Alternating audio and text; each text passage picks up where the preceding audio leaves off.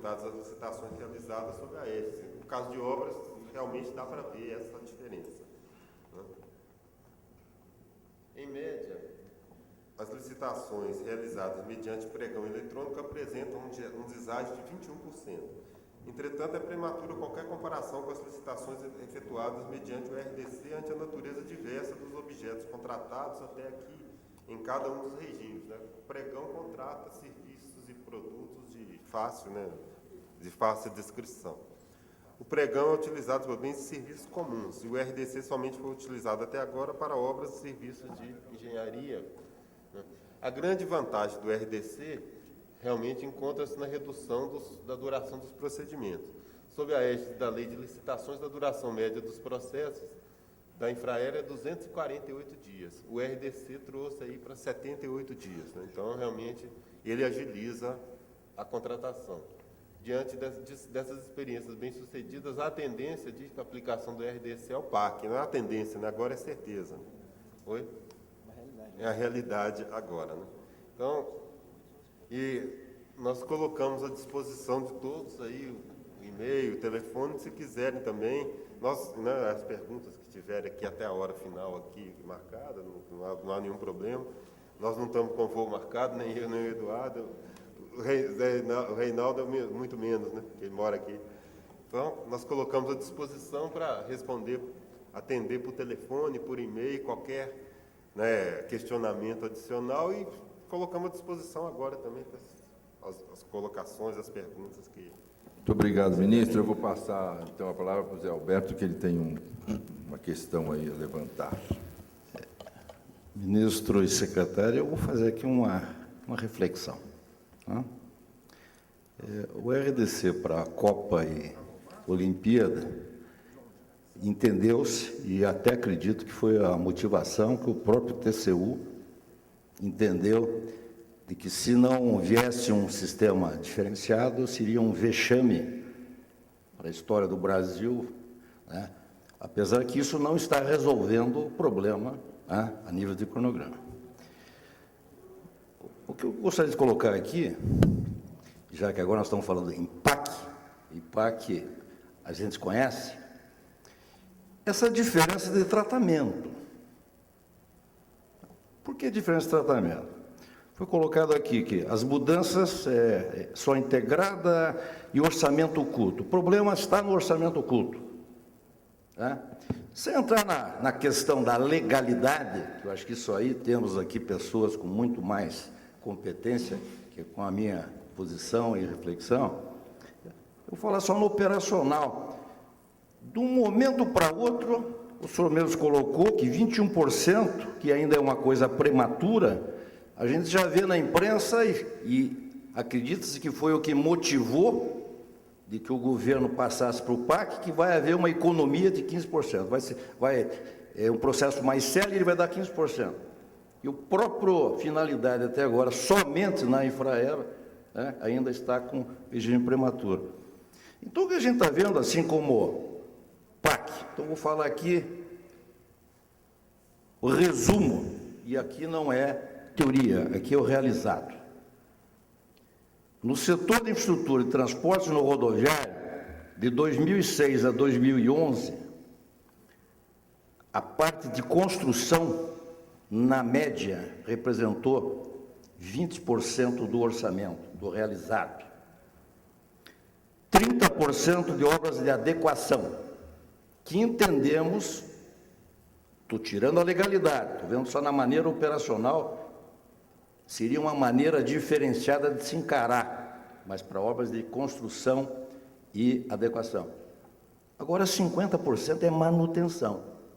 E aí, como engenheiro rodoviário, com 40 anos de experiência, eu não estou enxergando a aplicação, tirando a legalidade da questão do RDC para essas obras. Então, o que a gente começa a ficar preocupado é que está se criando coisas de que já se inicia sem saber o que está acontecendo. Está ali os editais de Belo Horizonte, onde, infelizmente, o Bernasconi nos passou aqui uma cola, né, que foi já interpelado na primeira instância contra o edital, ganhar, quando foi para a segunda, perdeu e saiu a coisa. Então, a gente está, senhor ministro, com todo o respeito, e secretário Eduardo, nós estamos começando com a coisa toda errada, a nossa visão operacional.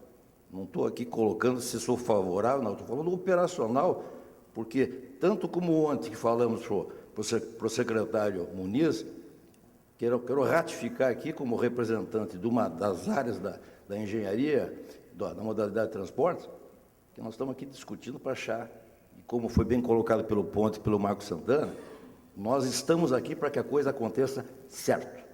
Então, eu só fiz aqui uma digressão, né, de que essa é uma preocupação que nós temos hoje, que não é em cima de teoria.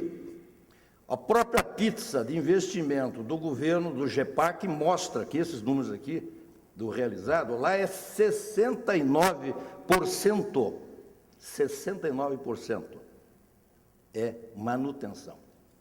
Então, é isso que eu só gostaria de que a gente, em cima desses dados, que está nos preocupando esse encaminhamento.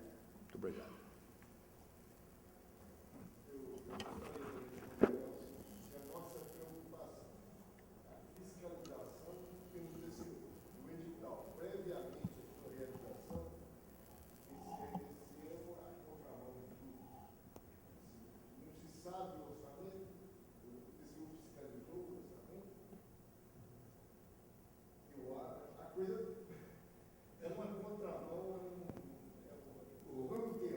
Para o TCU, não há sigilo do orçamento. O TCU tem acesso ao orçamento antes, né? Oi? Nas obras que ele fiscaliza. Né?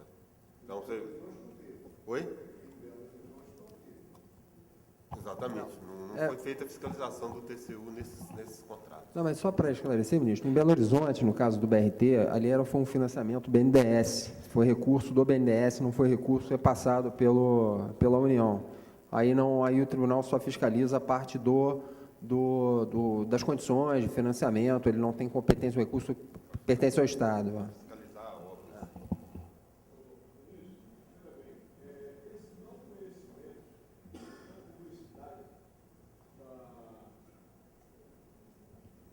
Esse não conhecimento e não publicidade do orçamento, na verdade, quando o TCU concorda com isso, contraria todas as suas decisões anteriores, consolidadas em súmula, na súmula 258, aonde o TCU, depois de inúmeras decisões, discussões, etc., sumulou que é obrigado a estar anexo ao edital as composições dos preços unitários, as composições do BDI e as composições das leis sociais.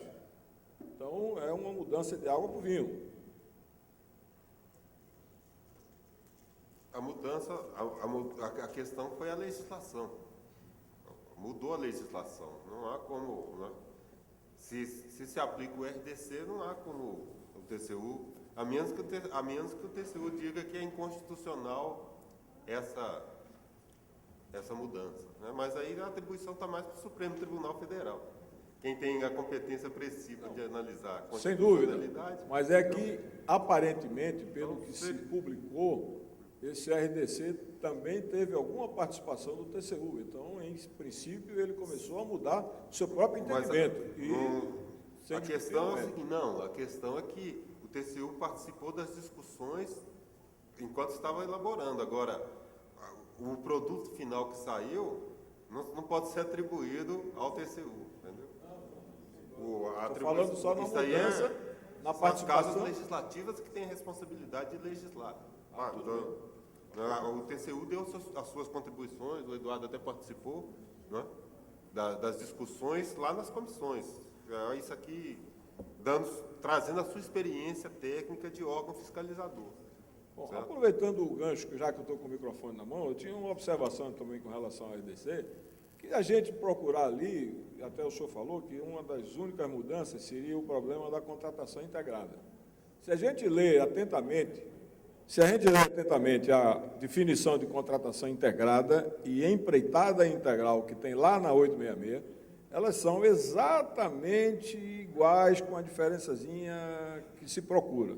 Como também do projeto básico. Se a gente lê lá a definição de projeto básico e lê a definição de anteprojeto, elas são, na essência, exatamente iguais. Então, praticamente, aí é como o doutor Roberto Ponte diz, não precisa se alterar ou se criar esses mecanismos, desde que se respeite a 8666.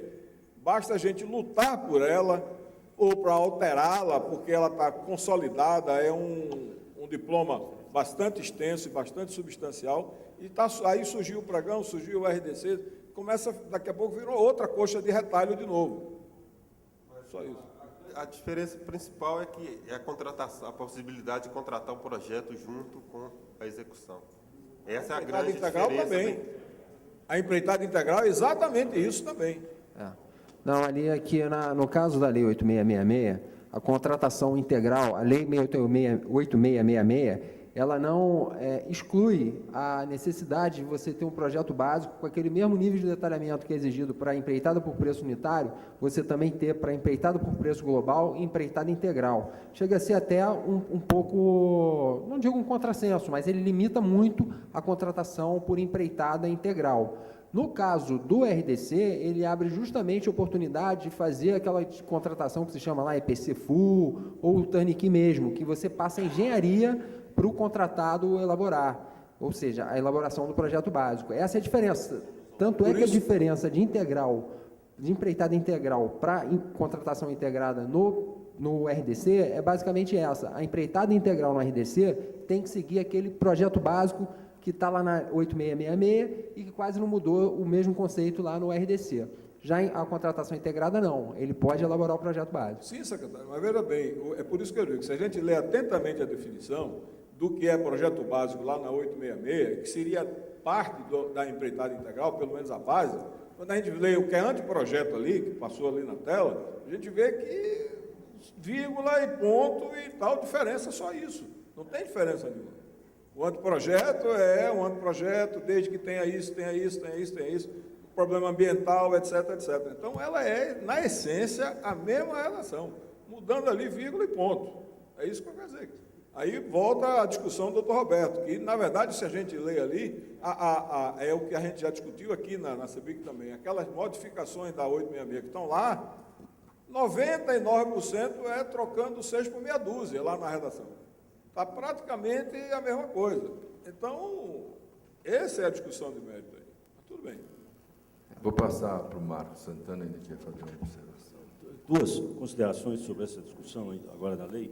Uma sobre esse da empreitada, empreitada global. Então, está havendo uma explicação, talvez copiando, o senhor mencionou, talvez, no setor privado, contrata por esse modelo, um EBC ou algumas modalidades. Existe uma diferença fundamental. O contratante privado, ele não é obrigado a fazer licitação. O dinheiro é dele, ele contrata quem ele quiser, pelo preço que ele quiser. Isso nós já estamos acostumados e não estamos discutindo. Agora, nós estamos falando de obra pública feita com dinheiro da sociedade. Então, as regras têm que ser todas previamente estabelecidas para criar condição de igualdade. Esta contratação, em que a gente faz o contrato e a especificação do projeto depois, a sociedade não tem como verificar, é um agente público comum, com todos os defeitos e as deficiências e muitas qualidades, é que vai julgar. Ele não tem poder para julgar em nome da sociedade. O agente público só pode fazer o que está previsto na legislação. Ele não pode julgar. Quem julga é a justiça. Ele não pode julgar se o projeto está bom ou não está bom. Ele não pode julgar. Por isso, todos os projetos têm que ter o projeto básico mesmo, tem que ter uma referência para parametrizar a escolha. O outro ponto tem a ver com a própria natureza do preço. Como os orçamentos são todos diferentes de obra para obra, e tem sido, sai por aí pela imprensa, políticos, defensores do regime, dizem que os preços vão ser mais baratos, que o preço, o orçamento oculto, é para evitar que os proponentes façam um conluio, os proponentes façam um conluio. Ao dizer esse comunicado que fala, ela está assumindo que o principal elemento de interesse do Estado em contratar obras por um regime bom qualquer o negócio que se chama oportunidade de competição.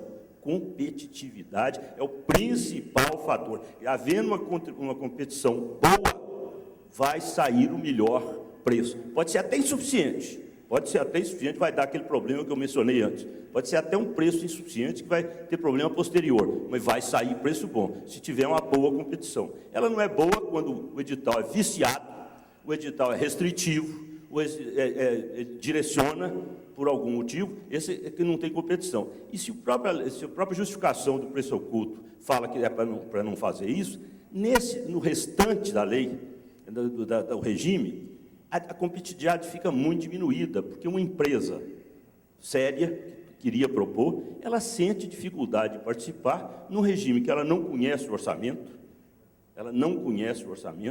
não sabe, ela vai dar redução, seja pregão ou não, mas vai dar redução com um preço que ela não conhece.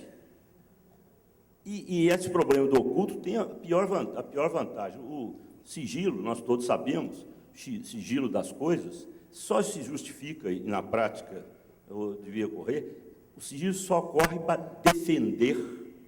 defender alguém que pudesse ser vítima da informação. Defender alguém. Então, existe alguns tipos de sigilo, por aí, segredo de justiça, para que não se crucifique um cidadão acusado antes de comprovada as acusações, para proteger o cidadão. No caso, um cidadão menos poderoso do que o detetor da informação. Porque se você põe a público que fulano de tal foi acusado e soltar o processo, a sociedade o crucifica, ele é indefeso em relação à sociedade. Nós estamos falando de uma coisa diferente. O conhecimento do orçamento em relação a um órgão a um elemento mais poderoso, que é o Estado, que é o governo. Ele é que é o poderoso. E pior, se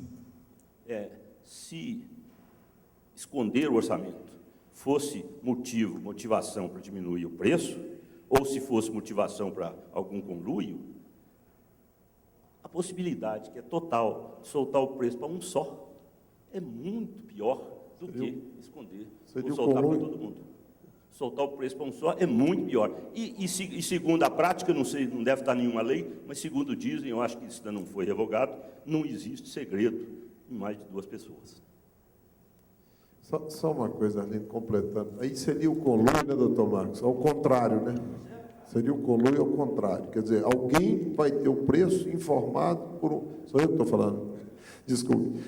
Seria um preço, seria dado para uma pessoa com a aquiescência do, entre aspas, aí do Estado. Agora, e tem mais uma coisa que eu acho que tem que ser refletida aqui. Vamos falar de obras pequenas, obras médias. Quantas empresas nesse âmbito conseguirão participar de 10, 15, 20 concorrências bancando esse projeto?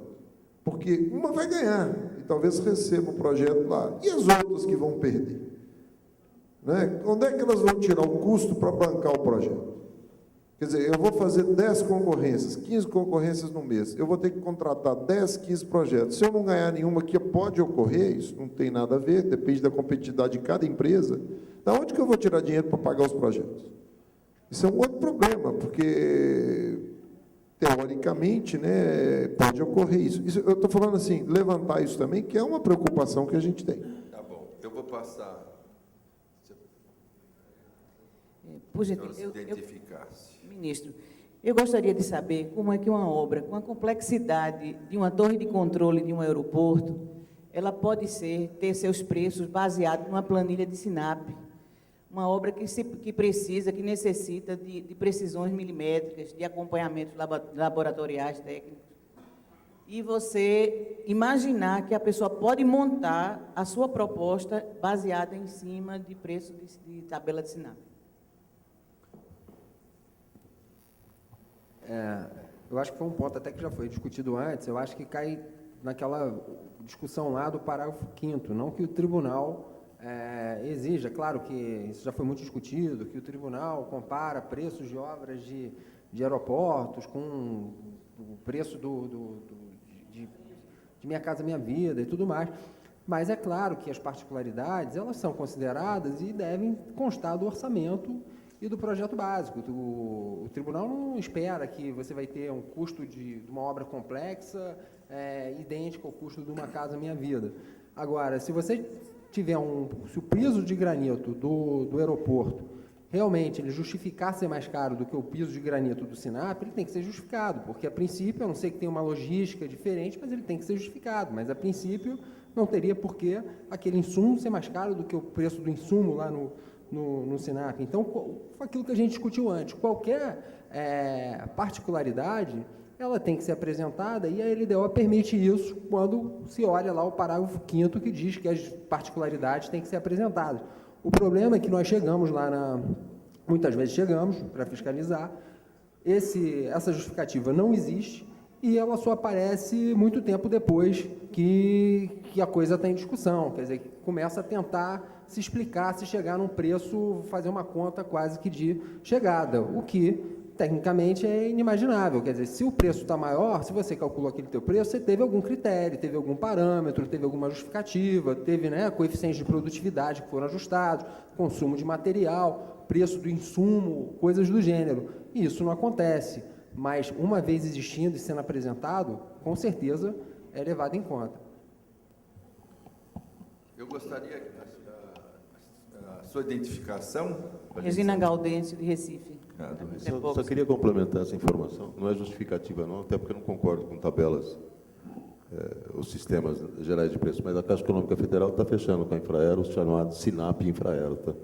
É um sistema específico de custos para estar em desenvolvimento. Está praticamente terminado, mas é específico para a área de aeroportos. O Geraldo quer fazer uma observação. Boa tarde a todos. Queria agradecer mais uma vez, em nome dos construtores, a presença do ministro e a coragem dele de enfrentar essa turma, porque realmente a nossa decepção com o RDC é enorme. E o risco que nós estamos assumindo nesse enfrentamento é maior ainda. Eu acho que muito do que se construiu em termos de lisura nos procedimentos licitatórios com a Lei 8666, corre o risco do deblage. Nesse diapasão, ontem, nós conversamos bastante sobre os próximos passos. E o nosso presidente abriu hoje a sessão, inclusive, colocando claramente a posição da SEBIC. Eu acho que esse evento ainda precisaria, para ser finalizado, de um posicionamento ou uma convocação de quais são os próximos passos que serão adotados por esse fórum. Eu acho que nós não podemos deixar passar essa oportunidade. Obrigado.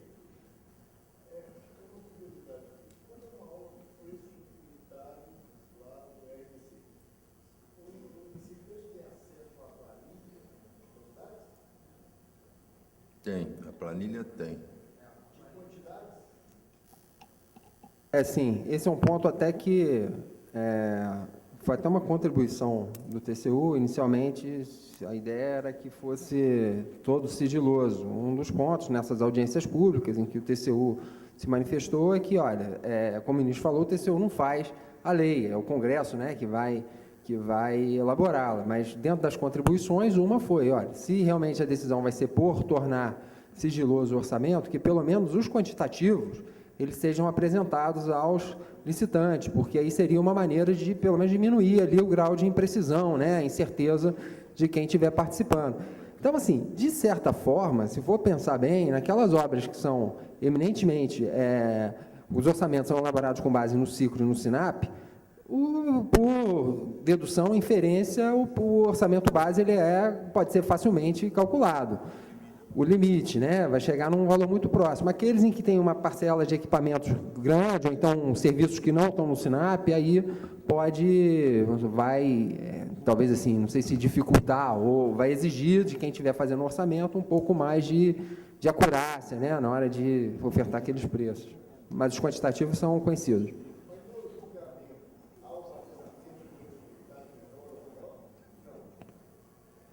No julgamento, não, ele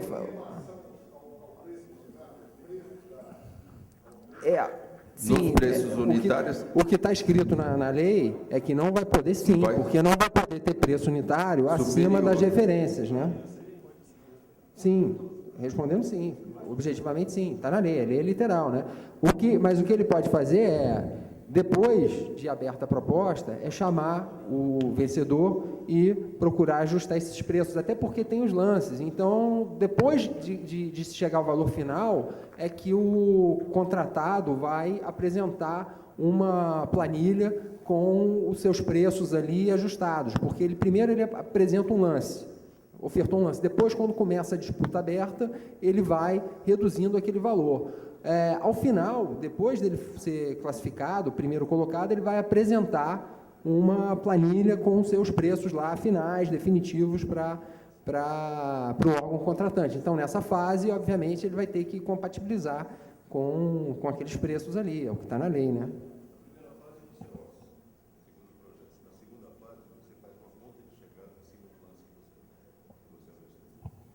É um ajuste. Aí é negociado. Isso aconteceu, por exemplo, aqueles exemplos ali da Infraero, aconteceu justamente isso. A melhor oferta, ainda assim, estava acima do preço base do orçamento da Infraero. E a Infraero chamou, aí o que está previsto também na lei do RDC é que ela vai convocar, em ordem de classificação, as empresas para que elas apresentem um desconto para chegar no preço do orçamento base dela. Então, ela vai dizer, olha, você tem que dar pelo menos mais tantos % aí de desconto. Se a primeira não aceita, ela convida a segunda classificada e assim por diante. Aí vai dar licitação fracassada, né? Ela vai ter que fazer uma outra licitação e tudo. Não, tem que ser abaixo do igual, quer dizer, tem que ter um desconto mínimo ali em relação ao orçamento base dela, né? Quer dizer, tem que ser menor ou igual ao orçamento base dela. Então, se der maior, ela vai chegar e vai dizer, olha, você tem que dar pelo menos mais tanto por cento de desconto, até porque é um desconto linear, né? Nessas obras de menor preço, de maior desconto, ficou definido que vai ser apresentado um orçamento, oferecido um desconto linear em todos os preços. Então, ela diz, olha, para você chegar no meu orçamento, você vai ter que dar um desconto de mais tantos por cento. Ô, Eduardo.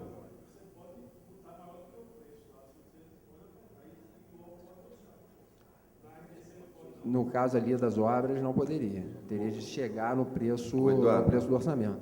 Eu acho que tem uma fase antes, não tem que chegar no preço do órgão, ou abaixo dele, mas se todas as empresas consultadas, a primeira desistiu, a segunda é chamada para fazer com o preço da primeira, mas se todas não aceitarem fazer, há uma outra chamada com o preço do segundo. Não. E se todos não aceitarem, aí ele vai ter que fazer uma nova, vai ter que lançar de novo, vai ter que fazer o orçamento dele, né? Não tem essa previsão de todos não aceitarem chamar o segundo. A previsão não chegando-se aos preços. E por que no caso em relação às obras, tem que se chegar no preço da administração? Porque, a rigor, o orçamento base, ele foi elaborado com base no ciclo SINAP. Então, se você não pode ter obra contratada acima dos preços referenciais, se você contrata acima, você estaria infringindo esse artigo, né? Então, a princípio, tem que chegar. Mas a previsão que existe é de dar desconto até chegar no preço da administração. Não, aí é outra questão, aí é uma questão de ordem prática, né? Aí caberia ao órgão fazer essa ponderação, né? Deveria fazer.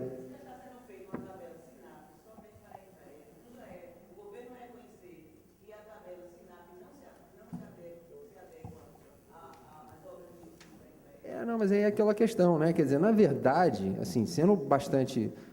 acho que fazer uma tabela para o SINAP aeroportuário é para facilitar, vamos dizer assim, a vida, talvez, do gestor. Mas, na verdade, não precisaria. Bastaria que ele fizesse um orçamento, né? Bastaria, talvez a gente fale isso como se fosse uma dificuldade muito grande e acaba sendo pela nossa realidade, de projetos deficientes, orçamentos mal elaborados. Mas se o orçamento fosse um orçamento fidedigno ali ao projeto, e o projeto fosse bem elaborado, ele já estaria contemplando ali as particularidades, né?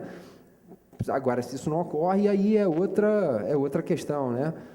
É outra questão. Mas, no caso da Infraero, observe que quando as licitações estavam sendo feitas com base na Lei 8666, mesmo com o SINAP, estavam se chegando a descontos significativos, de 26%, 30%, talvez, assim, não sei exatamente qual a explicação, pode ser até porque ali tem uma parcela de equipamentos grande, pode ser que ali naqueles itens de serviços ali se compensava, não sei, mas assim, a realidade, pode ser, estou fazendo aqui, não chegamos a estudar a fundo, mas assim, mas na prática, mesmo utilizando o SINAP como referência, estava se chegando a descontos grandes, estavam tendo uma grande concorrência, 26 empresas participando, quase 30 num dos casos ali que a gente viu. O Ponte pediu a palavra.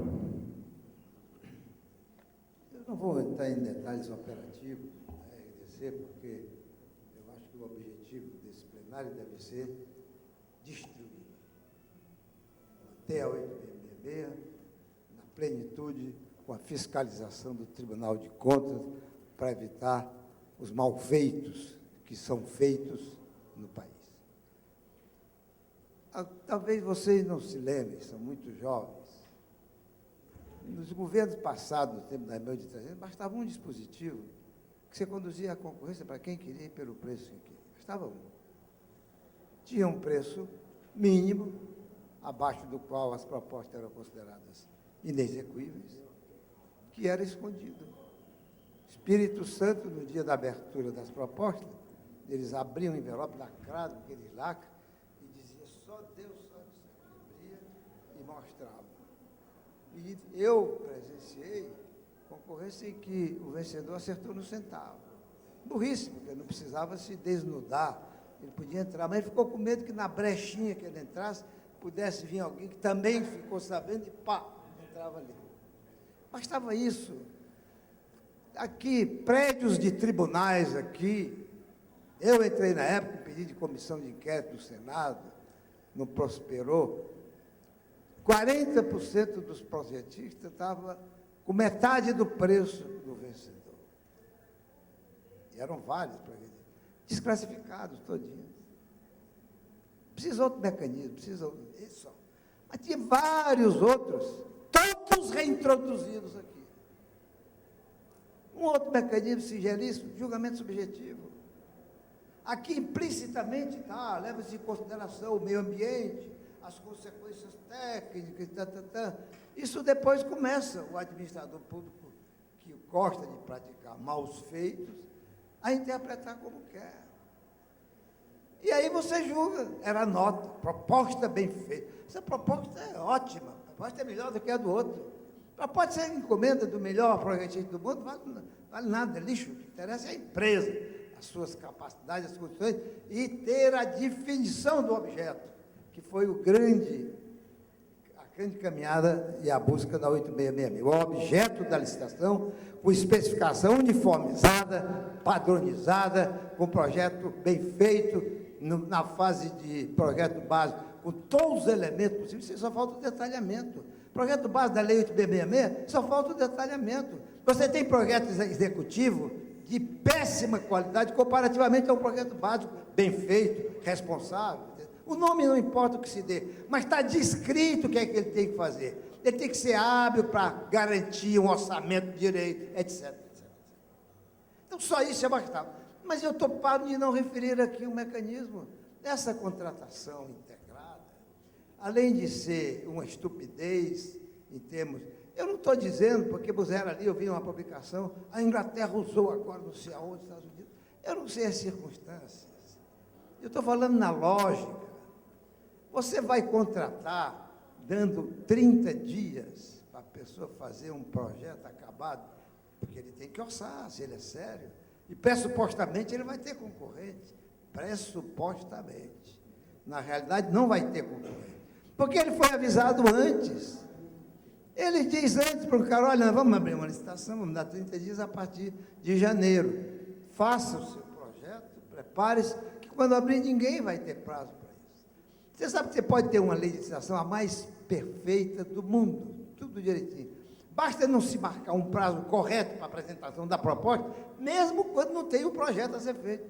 Você elimina todo mundo. Por exemplo, publicado o edital, pode permitir a receber a proposta no dia seguinte. Eu tomei conhecimento agora, não sei, acabou o dia seguinte, só quem sabia que entra.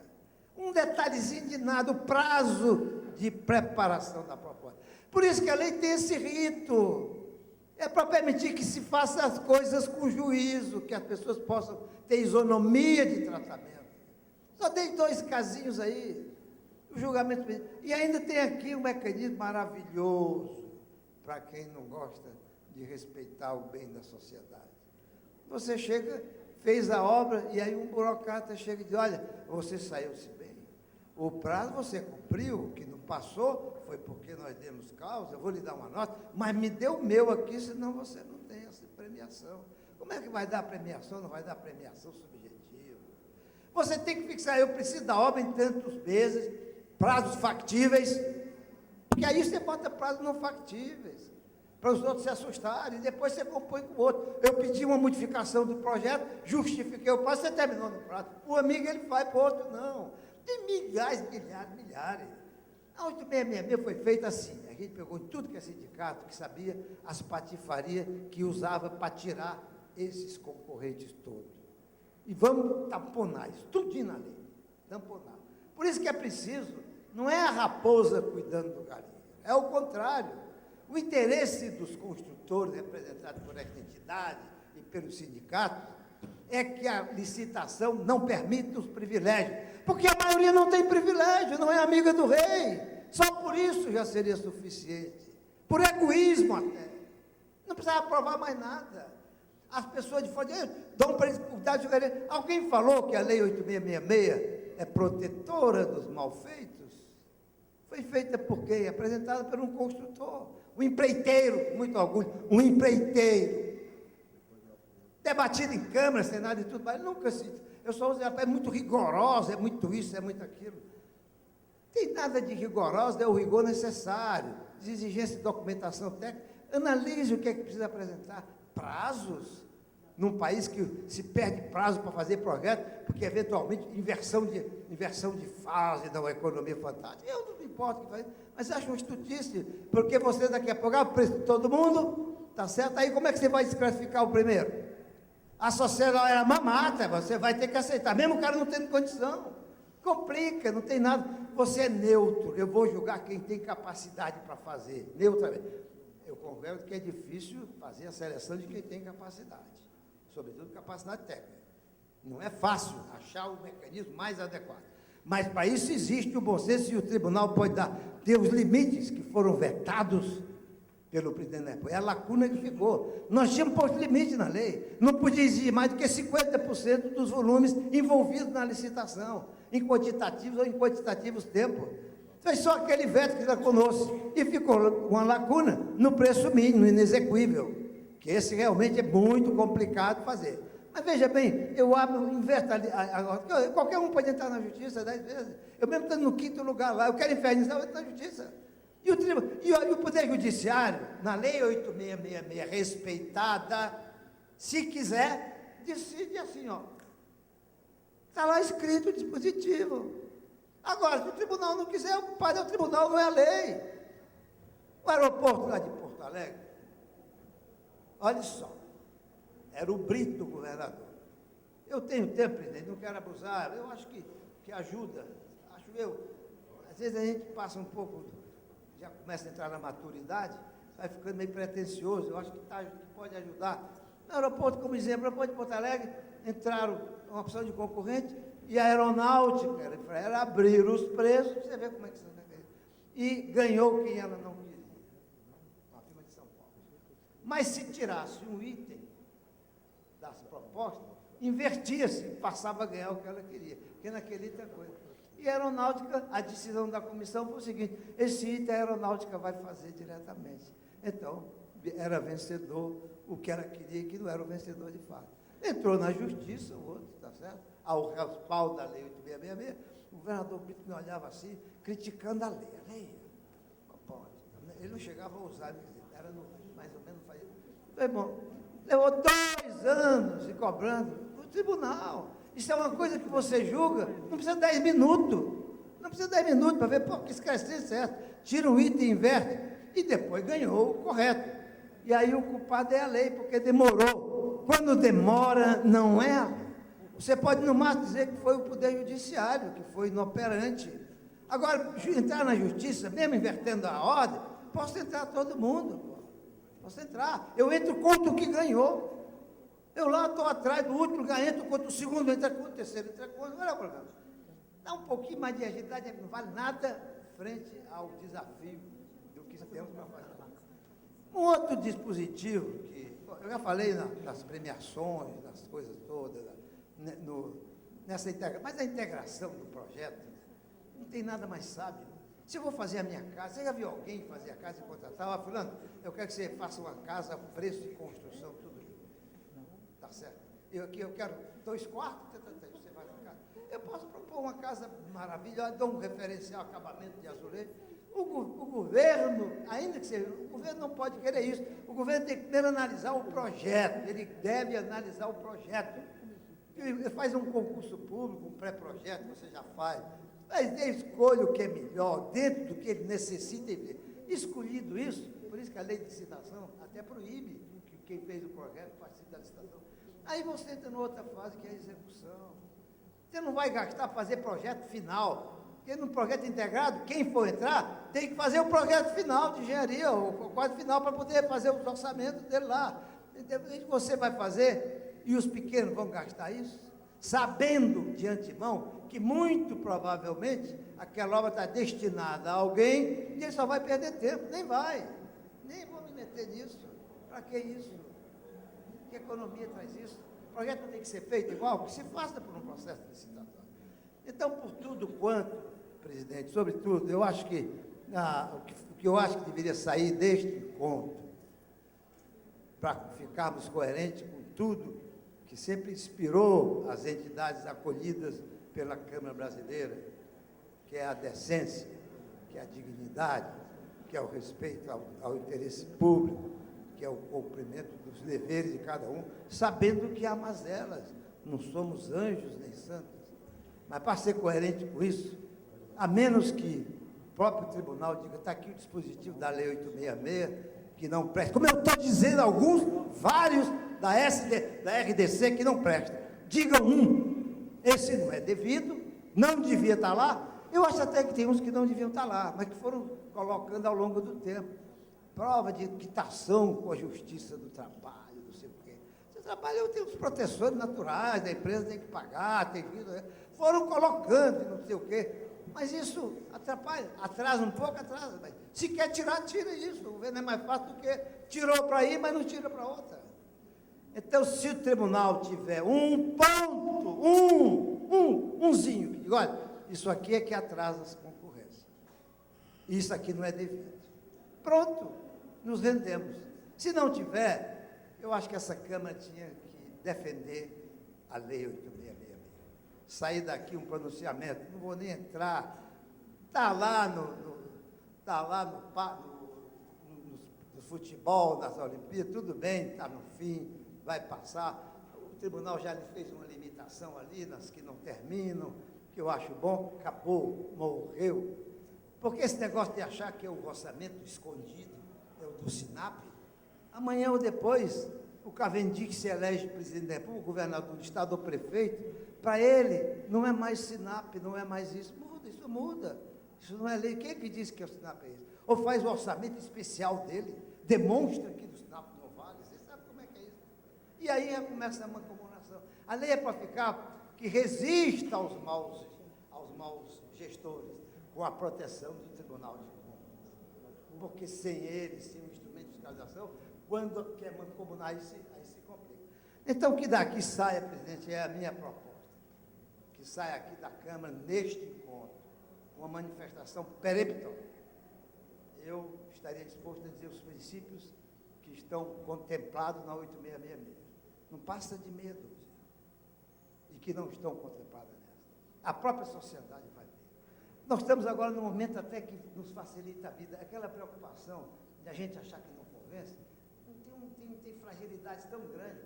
Essa de não ter transparência do orçamento, isso aí, quando a gente tiver capacidade de levar, Ainda mais agora que saiu a lei de transparência, que todo mundo tem que informar, até o salário. Vou ficar sabendo do seu salário depois de amanhã. Não vou dizer. Vou ficar sabendo do DNI.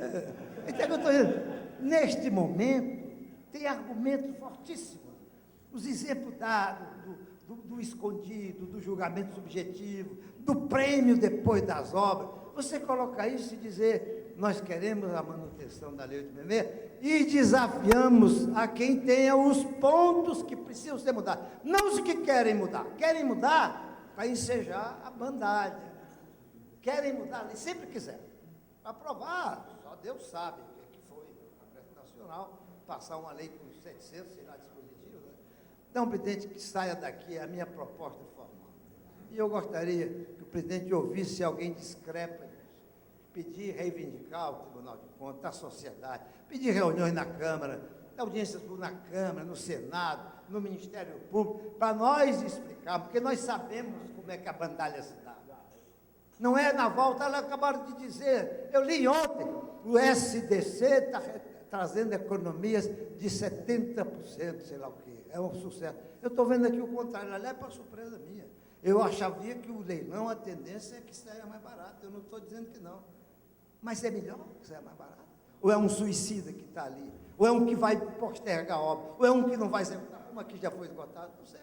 É muito mais fácil o tribunal ter um orçamento prévio, que pode entrar na licitação e dizer, não, esse orçamento está alto, nós temos que reduzir, vai reduzir antes da contratação. Depois da contratação, eu sou totalmente contrário que se mexa no contrato. A lei não permite. Eu li aqui o dispositivo. Contratou é lei.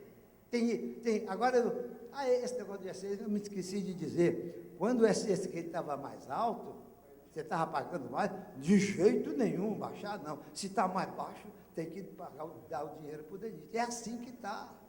Você pode acreditar que o órgão possa recomendar isso e que o outro se submeta a isso? Isso não é uma anomia? É uma anomia, não existe mais Estado de Direito. Então, eu faço esse pedido, esse apelo, essa proposta, para nós centrarmos aí. Se vamos ganhar a guerra, a batalha ou não, não sei. Mas eu acho que nos rendemos agora, uma coisa que não serve à sociedade brasileira, é um ato que nunca teve presente nas atitudes desta Câmara. Muito obrigado. Ok. Eu vou passar a palavra para o companheiro ali, ele vai se identificar e vai ser a última, porque o ministro está com um horário a cumprir, nosso compromisso com o ministro era até às 18 horas, nós já estamos passando aí 15 minutos, e então vamos ouvir essa... Bom, boa noite a todos, vou ser em breve. Eu sou Flávio Correia, presidente do CREA, Conselho Regional de Engenharia do Distrito Federal. Eu gostaria de deixar aqui uma mensagem para o doutor Marcos, né? Doutor Marcos, certo? Referente ao TCU, quanto à SINAP. Né? O SINAP realmente tem os seus custos unitários definidos e realmente existem várias diferenças de obra para obra. Mas eu acho que o principal é a formulação do orçamento feito pelos órgãos públicos, que realmente faltam muitos itens, não só a composição de preço, mas sim os itens que faltam nos orçamentos. As empresas privadas, elas são obrigadas a fazer responsabilidades técnicas de seus engenheiros em todos os serviços. Os órgãos públicos não estão fazendo isso. Então, era importante que o TCU recomendasse aos órgãos públicos que fizessem a responsabilidade técnica dos projetos básicos e de seus orçamentos, para que eles sejam também responsabilizados, os engenheiros responsáveis pelos órgãos sejam responsabilizados pela confecção, para que realmente saiam orçamentos dentro da realidade. E muitas vezes os orçamentos são feitos correndo e não imprimem a realidade de cada obra. Essa é uma recomendação que eu solicito a todos os órgãos da União. Em segundo lugar, é quanto à auditagem. O auditor vai nas obras fazer uma auditagem, e geralmente os auditores não são engenheiros. Uns são, outros não são. Tá? E eu já tive recebido várias demandas do Distrito Federal referente a enquanto os engenheiros das obras, das empreiteiras, quando são auditados, eles ficam sem convencimento de argumentação técnica, o auditor instalador ele não seja engenheiro. E realmente não há uma conversa de nível técnico, certo? E eles realmente, por isso que muitos deles estão querendo não ser mais fiscais, e muitos não querem realmente assumir a fiscalização e a gestão de uma obra, porque realmente são auditados por pessoas que são engenheiros. Então, essa é uma coisa também que eu acho que o tribunal, dentro do órgão, do próprio tribunal, tem que fazer com que os auditores que dão a obra sejam engenheiros também, para poderem falar no nível técnico e uma justificativa justa. É isso que eu queria colocar. Muito obrigado.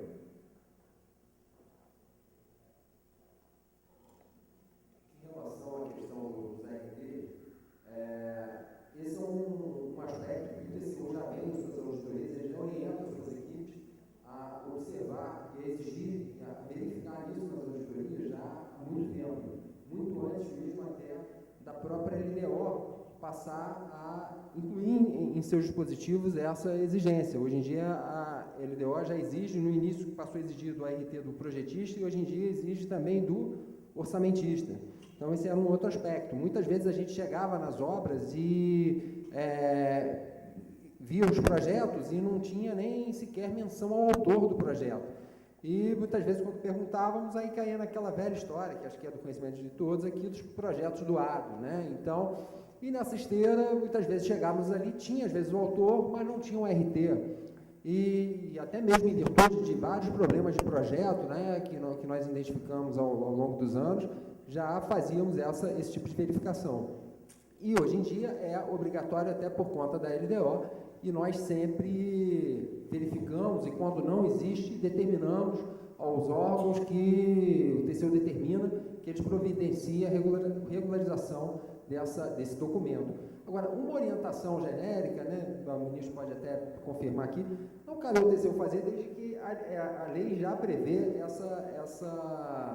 essa necessidade, né, já prevê essa necessidade do registro, né, da responsabilidade técnica. Mas, respondendo à pergunta, é um ponto que o tribunal valoriza e verifica e orienta suas equipes a sempre verificar em suas auditorias. Em relação a outro ponto, sobre a formação dos auditores, o tribunal, desde 2005, hoje em dia, pelo menos as auditorias em obras de maior relevância, aquelas acima de 20 milhões, aquelas em que o tribunal encaminha as informações para o Congresso, elas são realizadas pelas unidades especializadas. Temos 4 secretarias de obras, localizadas todas em Brasília, e que elas são responsáveis por essas fiscalizações. Elas foram criadas até 2009, as fiscalizações eram feitas de maneira descentralizada. Aí talvez até esse período ocorria com maior incidência essa situação que o senhor colocou, de ter auditores que não eram necessariamente engenheiros fazendo auditorias. Não que isso fosse necessariamente um problema, mas estou dizendo que seria um fato. E, embora nossos auditores fossem capacitados e tudo mais, a realidade era essa. Desde 2009, quando as fiscalizações passaram a ser centralizadas nessas secretarias de obras, hoje em dia nós temos mais de 75% dos auditores das secretarias de obras engenheiros. E mesmo assim, 100% desses auditores, eles fizeram um concurso específico exigindo conhecimentos de engenharia. Além disso, esses auditores, eles recebem, até por hoje em dia ser centralizadas as auditorias, eles recebem intensa capacitação. Então, eu posso assegurar que, como mais de 75% dos auditores são engenheiros, todas as auditorias têm pelo menos as equipes são sempre formadas por pelo menos 2 auditores.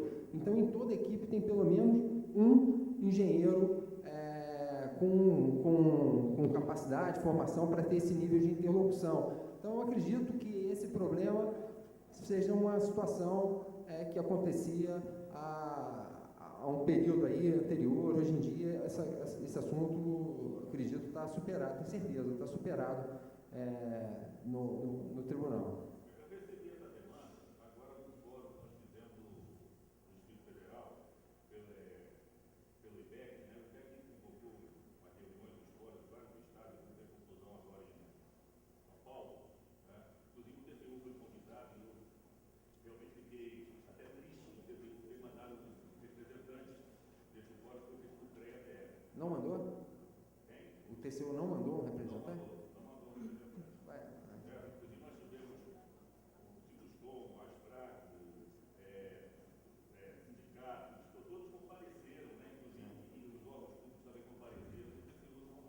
Possivelmente.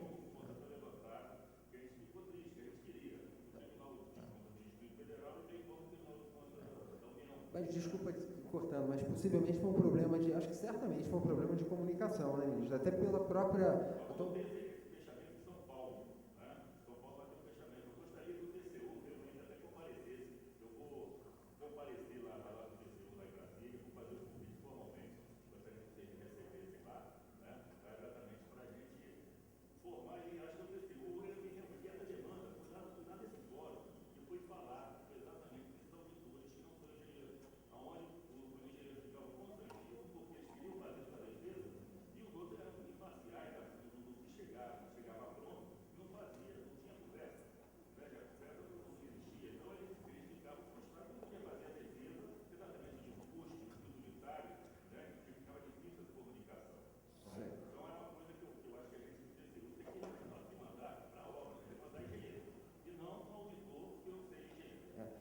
No nosso caso, só para concluir, eu asseguro que, no nosso caso, talvez, eu não sei, pode ter sido uma confusão, talvez de outro órgão de controle, talvez no DF, mas reafirmando, desde 2010, todas as nossas auditorias vão ter, 75% são engenheiros e 100% ali só fazem auditoria de obra, recebem capacitação intensa, então pode ter sido outro órgão, alguma coisa do gênero. Eu vou passar a palavra para o Roberto, que é o nosso anfitrião aqui do 84º ENIC, ele vai fazer presidente, os agradecimentos ao ministro e ao... Presidente Arlindo, deixa para você encerrar. Eu só vim agradecer a todos os presentes. Acho que a COP, nesses 2 dias, teve intenso trabalho e teve uma condução muito boa, com boas discussões aqui dentro, abrilhantadas pela presença do Zé Alberto, sua, do Carlos Eduardo, que estiveram na mesa, bem como o ministro Marcos Benqueriri, o Eduardo, secretário, que vieram com toda boa vontade e toda intenção. Agradeço muito, em nome da organização aqui, o espírito de estar aqui 4 horas nos ouvindo, etc., com essa probidade como foi conduzida, mas saibam que nós também temos a mesma intenção. Acho que nós voltamos a dizer o que nós conversamos no almoço, estamos do mesmo lado, não estamos pensando confrontante. Nós podemos ter pontos de vista diferentes, mas com o objetivo final único. E isso eu queria agradecer essa paciência que vocês tiveram em nome da organização. Arlindo, muito obrigado pela condução aqui em Belo Horizonte e faça o fechamento aí. Nós que agradecemos aí a receptividade do CICEPOT, do Sinduscom, na organização desse magnífico seminário aqui que tivemos. Eu vou passar a palavra ao ministro para suas considerações finais. Bom, mais uma vez eu quero agradecer essa equipe, o convite para participar. O TCU está sempre aberto a participar desses eventos. O colega aí do CREA de Brasília, do DF, é só formalizar um convite lá à presidência do TCU, certamente ele vai designar alguém para participar, para representar o tribunal nesse evento. E agradecer a presença de todos, de colocar, a gente sempre se colocar à disposição. Foi muito bom ouvir o que foi as observações que foram faladas. Isso vai sempre ter uma influência muito grande no nosso trabalho. Nós vamos levar, na medida do possível, nós vamos levar essas informações, essas observações para frente, para o colegiado, para a presidência do tribunal. Então, eu agradeço o convite e também eu deixei aí o e-mail, o telefone, e coloco à disposição para qualquer informação, qualquer questionamento posterior, que a gente vai tentar responder na medida do possível. Então, muito obrigado. Nós que agradecemos, ministro. Eu quero, ao encerrar aqui, agradecer a presença de todos. Respondendo ao Geraldo, nós vamos fazer uma avaliação desse evento, de todo o evento, e está programado para quarta-feira, quando nós vamos fazer uma uma síntese dos assuntos aqui discutidos. Com relação ao nosso posicionamento, nós já colocamos aqui, o Ponte até ao final do seu pronunciamento falou de um trabalho. Eu acho que o trabalho que nós temos que fazer é limitar a aplicação, porque ele já está sendo aplicado. Então, limitar a aplicação. Então, está sendo aplicado nos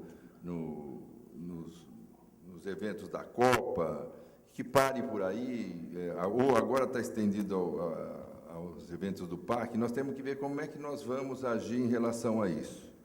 Mas vamos tomar uma posição. Aliás, nós temos uma posição, e como eu disse aqui, num regime democrático, você não pode se furtar de discutir os assuntos.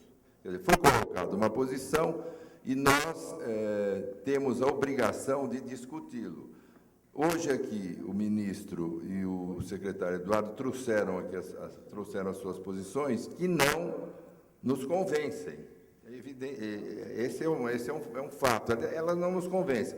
Nós preferíamos que ela se limitasse às obras da Copa, das Olimpíadas, e que fosse testada ali. Porque nosso maior questionamento, ministro, é que, como foi dito aqui, a lei 8666, ela levou 2 anos de discussão. E esse assunto foi tratado numa velocidade que nós gostaríamos que outros assuntos da República fossem tratados.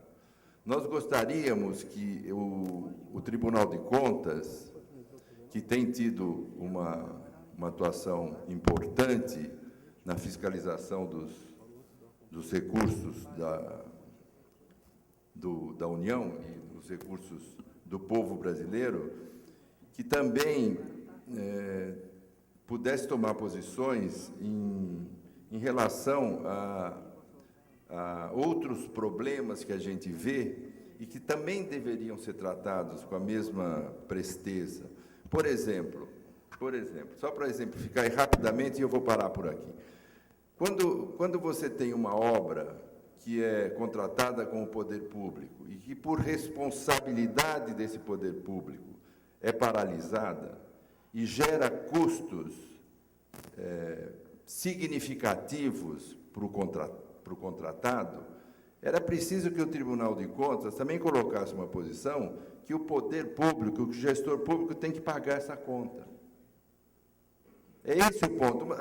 O que nós de alguma forma, nos surpreendemos é que, quando a conta teria que ser debitada ao gestor público, ela não é debitada. Aqui foi dito isso, se existe algum parâmetro na composição do orçamento que subiu e que isso gera uma necessidade de complementação de um custo, ele não é feito. Mas se existe algum parâmetro que baixa, o gestor público quer o desconto e o Tribunal de Contas apoia. Então, esses aspectos que nos deixam numa situação muito inferiorizada para discutir o assunto. Mas acho que são processos que vão se aperfeiçoando. Eu queria agradecer mais uma vez a presença do ministro, a presença do Eduardo. Nós temos tido do Tribunal de Contas, nesse aspecto, uma receptividade muito grande.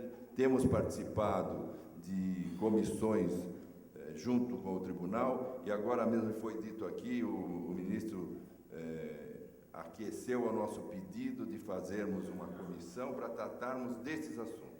Então, nós vamos fazer e vamos tratar desses assuntos.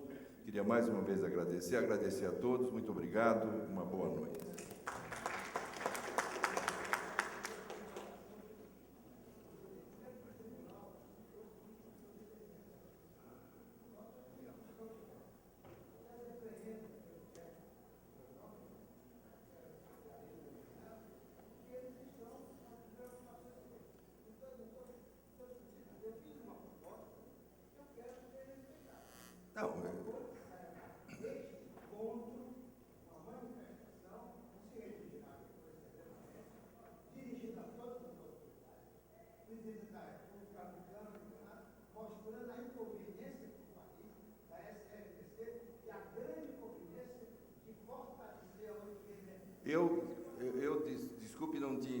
uma proposta, mas se está colocada como uma proposta, nós podemos votar.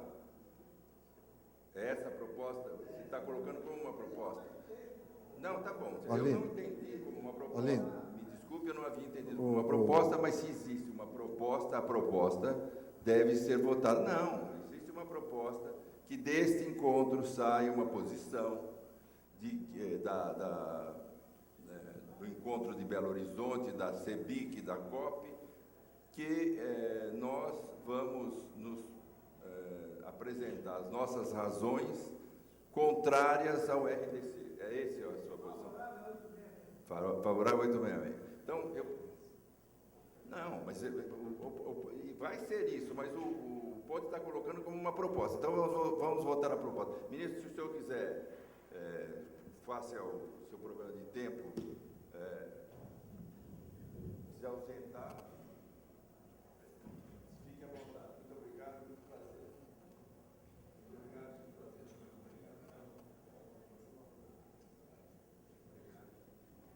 Então, eu pediria que todos nós